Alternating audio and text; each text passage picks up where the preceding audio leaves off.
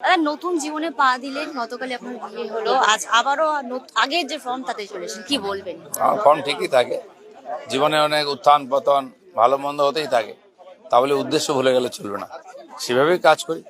তো কালকে রাত্রে বিয়ে হয়েছে, আজকে সকাল 6টার সময় আমরা কেক কেটে জন্মদিন করছি, সবাই আনন্দ করছেন, এটাই আনন্দের কথা। প্রত্যেকটা দিনই মানুষের জীবনে নতুন নতুন ইনিংস, তার মধ্যে বিয়ে থা অন্নপ্রাশন খেলাধুলো চাকরি বাকরি দায় দায়িত্ব সব চলতেই থাকে, এটাও জীবনের অঙ্গ। কিন্তু উদ্দেশ্য এবং মনের দৃঢ়তা যদি ঠিক থাকে সব ঠিক হয়ে যায়। তা অন্যান্য দিনের সকালের মতো আজকের সকালের মধ্যে কতটা তফাৎ আছে? কোনো তফাৎ নেই, এমনিতে রোজই আসি যে সময় 5:15 এখানে 5:30 পৌঁছই, আজকে 4 মিনিট আগে এসছি। আজকে একটুখানি উৎসব হচ্ছে, মিডিয়া আছে, বেশি লোকজন এসছেন, বাকি রুটিন আজ দিচ্ছে। আজকে আপনার জন্মদিন, স্পেশাল ডে। হ্যাঁ স্পেশাল, ঠিক আছে, আমার জন্য বাকিদের জন্য। ইকো পার্ক থেকে আপনাদের যোগাযোগ হয়, তারপর সেখানে একবার বিয়ের ইকো পার্কে কোনো যোগাযোগ হয়নি, পার্টির কর্মী আমরা পুরনো। ইকো পার্কে আমি আসি, অনেকেই আসেন যান, সেই জন্য বিয়ে থা হবে পার্টিতে, একে অন্যকে জানতাম। উনি এসে বললেন যে বিয়ে করতে চান, আমাকেই বিয়ে করতে চান।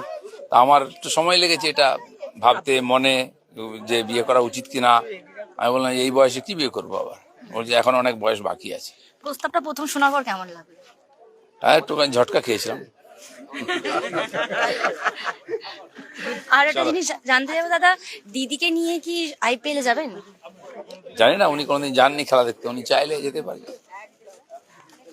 রাজনৈতিক দিক থেকে কি ছুটি নেবেন 2-1 দিনের জন্য, নাকি আবার যেমন কাজ? ছুটি আজ দুপুর অবধি আছে, তারপরে আবার কাজ শুরু।